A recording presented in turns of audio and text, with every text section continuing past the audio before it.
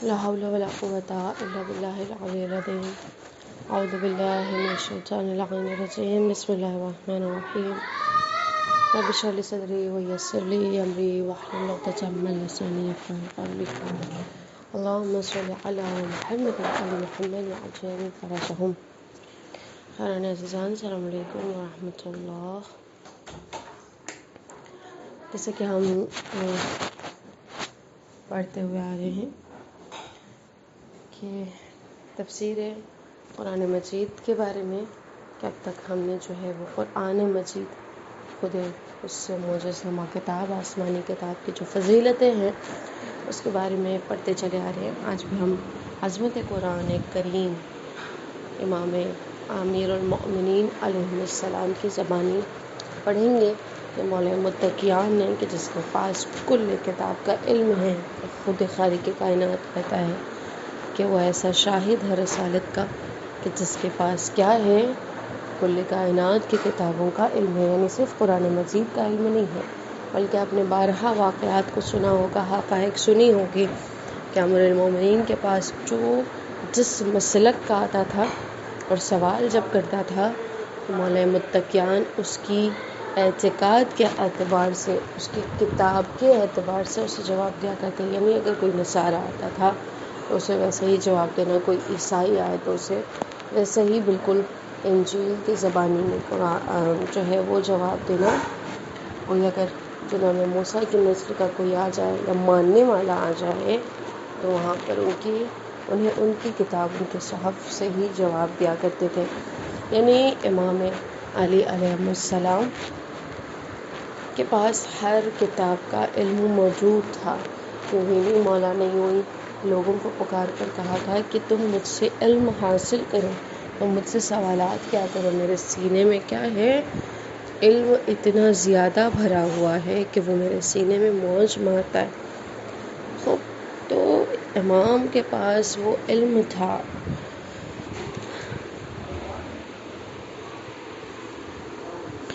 امام یہاں پر فرماتے ہیں عظمت قرآن کریم کے بارے میں، ان کا ارشاد ہے کہ اللہ تعالیٰ نے رسول اکرم صلی اللہ علیہ وآلہ وسلم پر ایسی کتاب بھیجی جو سراپا نور ہے، جس کی قندیلیں گل نہیں ہوتی، ایسا چراغ ہے جس کی لو خاموش نہیں ہوتی، ایسا دریا ہے جس کی تھا نہیں لگائی جا سکتی. یعنی کوئی اس کا میجرمنٹ نہیں ہے، کوئی اس کے حساب و کتاب نہیں ہے، اتنی زیادہ. ایسی شاہراہ ہے جس پر راہ پیمائی بے راہ نہیں کرتی. وہ ایسا حق و باطل میں امتیاز کرنے والا ہے جس کی دلیل کمزور نہیں پڑتی، کھل کر بیان کرنے والا ہے جس کے ستون منہدم نہیں کیے جا سکتے. وہ سراسر شفا ہے جس کے ہوتے ہوئے روحانی بیماریوں کا کھٹکا نہیں. وہ سراسر عزت و غلبہ ہے جس کے یار و مددگار شکست نہیں کھاتے. وہ سراپا حق ہے کہ جس کے ماہرین و معاون بے مددگار نہیں چھوڑے جاتے. وہ ایمان کا معدن و خزانہ ہے، اس سے علم سے چشمے پھوٹتے ہیں اور دریا بہتے ہیں. اس میں عدل کے چمن و انصاف کے حوض ہیں. وہ اسلام کا سنگ بنیاد ہے، اس کی اساس ہے، حق کی وادی ہے اور اس کی ہموار میدان ہے. وہ دریا ہے جسے پانی بھرنے والے ختم نہیں کر سکتے. تو ایسا چشمہ ہے کہ جس کے پانی الجھنے والے اسے خشک نہیں کر سکتے. وہ ایسا گھاٹ ہے کہ اس پر اترنے والوں سے اس کا پانی گھٹ نہیں سکتا. وہ ایسی منزل ہے جس کی راہ میں کوئی راہ رو بھٹکتا نہیں ہے. ایسا نشان ہے کہ جس کے چلنے والی نظر سے اوجھل نہیں ہوتا. ایسا ٹیلا ہے کہ حق کا قصد کرنے والے اس سے آگے گزر نہیں سکتے. اللہ نے اسے عالموں کی تشنگی کے لیے سیرابی، فقیہوں کے دلوں کی بہار اور نیکو کی راہ گزر کے لیے شاہراہ قرار دیا ہے. یہ ایسی دوا ہے جس سے کوئی مرض نہیں رہتا، ایسا نور ہے جس میں تیرگی کا گزر نہیں، ایسی رسی ہے جس کے حلقے مضبوط ہیں، ایسی چوٹی ہے جس کی پناہ گاہ محفوظ ہے. جو اس سے وابستہ ہو گیا اس کے لیے سرمایہ عزت ہے، جو اس کی حدود میں داخل ہو گیا اس کے لیے صلح و امن کا پیغام ہے، جو اس کی پیروی کرے اس کے لیے ہدایت ہے، جو اسے اپنے طرف نسبت دے اس کے لیے حجت ہے، جو اس کی رو سے بات بات تو کرے تو اس کے لیے دلیل و برہان ہے، جو اس کی بنیاد پر بحث و مناظرہ کرے اس کے لیے گواہ ہے، جو اسے حجت بنا کر پیش کرے اس کے لیے فتح و کامرانی ہے، جو اسے اپنا دستور العمل بنائے اس کے لیے مرکب تیز کام ہے، یا حقیقت شناس کے لیے ایک واضح نشان ہے، جو اس کی ہدایت کو گرہ میں باندھ لے اس کے لیے علم و دانش ہے، بیان کرنے والے کے لیے بہترین کلام اور فیصلہ کرنے والوں کے لیے قطعی حکم ہے۔ یعنی یہ امام متقیان علیہ امیر المومنین علیہ السلام کا فرمان ہے کہ بڑی خوبصورتی کے ساتھ انہوں نے کیا ہے، ہر چیز کے پہلو، جہاں جس بھی پہلو میں ہم چاہیں وہاں پر امام نے ہمیں یہ بتا دیا کہ کلن یہ کہ ہر چیزوں کا حل، ہر مریض کی شفا اسی میں ہے، ہر گم ہونے والی کی راہ ہے، راہ کا چراغ ہے۔ ایسا ہے کہ انسان اگر اس کے دلائل دے تو کبھی بھی وہاں پر ہار نہیں سکتا، یعنی جس بھی اعتبار میں ہم قرآن مجید کی مدد لیں وہ محکم ثابت ہو جاتی ہے ہمارے لیے۔ تو یہ کوئی عام سی چیز نہیں ہے، کوئی عام سی کتاب نہیں ہے، یہ بہترین کتاب ہے، مکمل کتاب ہے، اور جو کبھی بھی نہ گمراہ کرتی ہے نہ گمراہ کرنے والوں کو کبھی اسی میں چھوڑتی ہے، بلکہ انہیں ہدایت دیتی ہے۔ ایسا چراغ کہ جو جلتا ہوا نظر نہیں آتا لیکن جلتا رہتا ہے، کبھی اس کی لو خاموش نہیں ہوتی ہے۔ خوب، اب جو حاملین قرآن کریم کے جو صفات ہوتی ہیں، یعنی جسے اس نے اٹھایا ہوا ہے، جسے اسے سنبھالا ہوا ہے، ان کی جو صفات ہے، حضرت رسول خدا صلی اللہ علیہ وآلہ وسلم فرماتے ہیں کہ ظاہر و باطن میں خشوع سے زیادہ سزاوار حامل قرآن ہے۔ اے حامل قرآن، عاجزی کر، اللہ تعالیٰ تجھے بلند کر دے، کہ تکبر نہ کر، وہ اللہ تعالیٰ تجھے ذلیل کر دے گا۔ اے حاملین قرآن، اللہ تعالیٰ کے لیے ہے قرآن کو اپنی زینت بنا، اللہ تجھے زینت دے گا۔ لوگوں کے لیے قرآن کو اپنی زینت نہ بنا، ورنہ اللہ تجھے رسوا کر دے گا۔ قرآن کریم پڑھنے والا باطن طور پر ذات الہی سے باتیں کر رہا ہوتا ہے، لہٰذا یہ خیال رہنا بھی ضروری ہے کہ جس ذات سے وہ کلام کر رہا ہے اس کے مناسب آداب میں ملحوظ رکھے، کیونکہ قرآن کریم کا پڑھنا صرف لقلقہ لسانی کا نام نہیں ہے، بلکہ ساتھ ساتھ روحانی تعلق بھی ضروری ہے، تاکہ قوم یہود کے مثال صادق نہ آئے۔ یہاں پر رسول خدا جو ہے یعنی ایک قاعدہ، ایک کنڈیشنز جو ہوتی ہیں قرآن مجید سے سرشار ہونے کی، اس کی مدد لینے کی، اس کو پڑھنے کی، یہاں پر بہت ہی یعنی ڈرا دینے والا جملہ ہے کہ رسول خدا صلی اللہ علیہ وآلہ وسلم فرما رہے ہیں کہ عاجزی کر، اللہ تعالیٰ تجھے بلند کر دے گا۔ یعنی جتنا تم جھکو گے خداوند عالم اتنا تمہیں بلند کر دے گا، لیکن اگر کسی نے تکبر کیا تو وہ خداوند عالم کیا کرے گا، اسے ذلیل کر دے گا۔ خدا ہی کے لیے قرآن کو پڑھنا ہے، اپنی زینت اس کے لیے بنانا ہے، لیکن اگر کسی نے قرآن کو اپنی زینت دکھاوے کے لیے بنائیں تو خداوند عالم کیا کرے گا، اسے رسوا کر دے گا۔ یہاں پر رسول فرما رہے ہیں کہ جو قرآن کریم پڑھتا ہے، جو اس کی قرأت کرتا ہے، باطنی طور پہ کیا ہے، ذات الہی سے کلام کر رہا ہوتا ہے، وہ باتیں کر رہا ہوتا ہے۔ پس انسان جب اللہ یعنی اتنے بڑے بادشاہ کے سامنے جب کلام کرتا ہے تو اسے یہ لحاظ کرنا چاہیے کہ وہ جس سے کلام کر رہا ہے اس کی جو ہے کچھ آداب ہیں کلام کے۔ یہاں پہ رسول خدا کہہ رہے ہیں کہ قرآن مجید پڑھنا صرف زبان کو حرکت دینا نہیں ہوتا ہے، بلکہ کیا ہے، روحانی رابطہ جو ہے وہ تعلق بنانا بھی بہت ضروری ہوتا ہے۔ یعنی ہم صرف ریڈنگ کریں، قرآن ریسیٹیشن، قرآن کو پڑھیں، قرأت کریں، صرف اتنا کافی نہیں ہے، بلکہ ایک روحی، ایک جو سولفل کنیکشن ہے وہ ہم نے بنانا ہے۔ رسول کہہ رہے ہیں کہ ایسا نہ ہو کہ تم کیا ہے، قوم یہود کی مثال تم پر صادق آ جائے۔ کہ یہاں پر ارشاد گرامی ہے سورہ جمعہ آیت نمبر 5 میں، بسم اللہ الرحمن الرحیم، مثل الذین حملوا التوراة ثم لم يحملوها كمثل الحمار يحمل اسفارا بئس مثل القوم الذین كذبوا بآیات اللہ واللہ لا يهدی القوم الظالمین۔ جن لوگوں کو تورات دی گئی پھر وہ لوگ اس کے حامل نہ بنے، عامل نہ رہے، ان کا تورات کا اٹھانا ان کی مثال اس گدھے کی سی ہے جس پر وزن ہو۔ خوب یہاں پر یعنی ایک دوسری روایت میں بعض قاری القرآن ایسے بھی ہوتے ہیں جن پر قرآن کریم لعنت کرتا ہے۔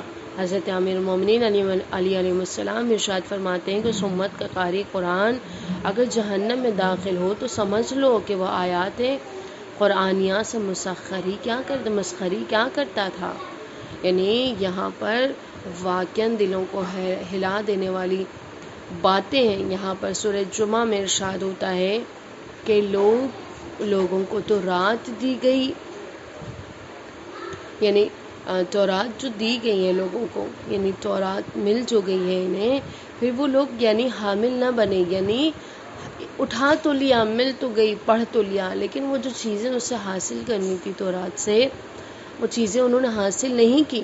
یعنی ان کی مثال ایسی ہے جیسے گدھے پر وزن ڈال دیا جائے، یعنی ایک گدھا کہ جس کے اوپر وزن تو اٹھا لیتا ہے لیکن اس وزن میں کیا ہے، یعنی کتابوں کا بوجھ اس کے اوپر ڈال دیا جائے لیکن وہ اس سے استفادہ نہیں کر سکتا، اس سے حاصل نہیں کر سکتا کچھ بھی، وہ صرف وزن اٹھائے ہوئے۔ یعنی ان لوگوں یعنی اس گدھے کی مانند ہم نہ بن جائیں کہ جس نے قرآن کریم صرف اٹھا لیا لیکن اس سے سرشار نہیں ہوا۔ بعض جگہ پر امیر المومنین علیہ السلام اپنی روایت میں فرما رہے ہیں کہ ایسا قاری قرآن یعنی بعض قاری قرآن پہ کیا ہے، خود ایک قرآن کریم لعنت کرتا ہے۔ امام نے یہاں پر کہا کہ جس قوم کا قاری قرآن جہنم کی آگ میں جل جائے بس وہ سمجھ لے کہ اس نے کیا ہے، تمسخر کیا ہے، کیا مذاق کیا ہے قرآن کریم کے ساتھ۔ خوب اب قرآن کریم کی تعلیم حاصل کرنے کا جو ثواب ہے، یعنی جو اس سے علم حاصل کیا جاتا ہے، اس کا ثواب کیا ہے؟ امام زین العابدین علیہ السلام ارشاد فرماتے ہیں جو قرآن کریم کا ایک ظاہری حرف پڑھتا ہے تو اللہ تعالیٰ اس کے لیے 10 حسنات لکھ دیتا ہے اور اس کے 10 گناہ معاف کر دیتا ہے اور اس کے 10 درجات بلند کر دیتا ہے۔ پھر حضرت نے تاکید کرتے ہوئے فرمایا کہ میں نے یہ نہیں کہا کہ ہر آیت کے عوض نہیں بلکہ ہر حرف کے عوض 10 ثواب ملتا ہے، جسے با تا ثا وغیرہ۔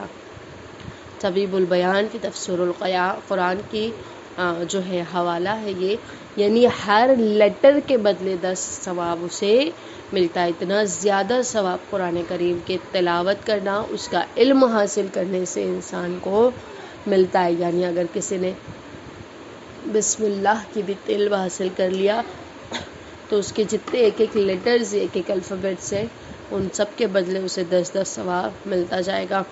بسم اللہ الرحمن الرحیم میں 19 حرف ہیں، اس کا مطلب ہے کہ جب ہم بسم اللہ پڑھتے ہیں تو ہمیں 190 یعنی 190 حسنات ملتے ہیں اور 190 ہمارے گناہ معاف کیے جاتے ہیں اور 190 درجات ہمارے بلند کر دیے جاتے ہیں۔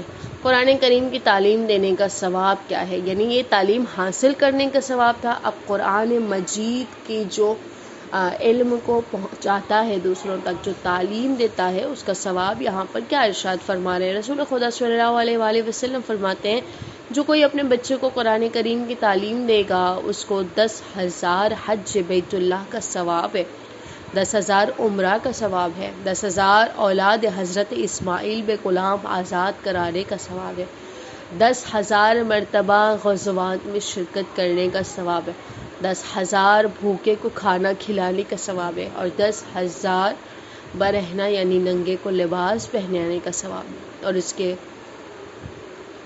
ہر حرف کے عوض اسے 10 نیکیاں اس کے نامہ اعمال میں لکھی جاتی ہے اور 10 گناہ مٹائے جاتے ہیں۔ قرآن کریم کے روز محشر اٹھائے جانے تک اس کے ہمراہ رہتا ہے اور اس کے نامہ اعمال کی سنگینی ہونے کے سبب بنتے ہیں، اب بجلی کی طرح پل صراط سے گزرنے کا سبب بنتا ہے۔ قرآن کریم اس سے جدا نہیں ہوتا یہاں تک کہ اسے احترام کے ساتھ جنت میں داخل کیا جائے۔ یعنی یہ سارے ثوابات جو ہے وہ قرآن کی تعلیم دینے کے لیے کہ اگرچہ انسان اپنے ہی اولادوں کو دے یا کسی اور کو دے تو یہ سارے ثواب جو ہے اسے خداوند عالم دیتا ہے۔ یہ درس ہمارا آج کا تھا کہ جس میں واقعی بہترین چیزوں سے ہم نے جو ہے استفادہ کیا، بہترین روایت، بہترین آیتوں کی روشنی میں ہم نے اسے پڑھا اور اس کی چیزوں کے، اور بلا شبہ ہم نے اتنا وقت جو گزارا درس کو سننے میں، درس کو پڑھنے میں، پہنچانے میں، خداوند عالم اس کی بھی نیکیاں اور ہمیں قرآن کے علم حاصل کرنے والے اور اس کی تعلیم دینے والوں میں شمار کرے گا. یہ حسنات ہمارے بھی کیا ہے، نام اعمال میں انشاءاللہ لکھے جائیں گے. سب سے پہلا سوال آج کے درس سے یہ کہ عظمت قرآن کریم کو کس امام نے بہترین طریقے سے بیان فرمایا ہے. دوسرا سوال یہ کہ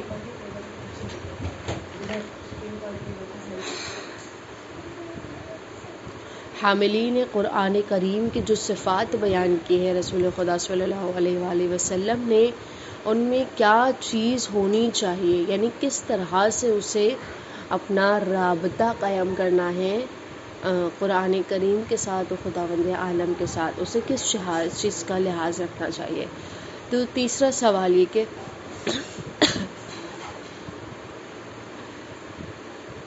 امیر المومنین علی علیہ السلام نے اپنے ارشاد میں کس انسان کے لیے کہا ہے کہ قرآن کریم خود اس کے اوپر لعنت کرتی ہے. چوتھا سوال یہ کہ قرآن کے علم حاصل کرنے والے کو کس طرح سے اجر و ثواب دیا جاتا ہے. پانچواں سوال آپ لوگوں کی خدمت میں، قرآن کریم کی جو تلاوت جو تعلیم دیتا ہے اس کے جو حسنات ہیں، اس کی جو نیکیاں ہیں، ان میں سے کسی 4 نیکی کا ذکر کریں. صلی اللہ علیہ محمد وعلی محمد. والسلام علیکم ورحمۃ اللہ.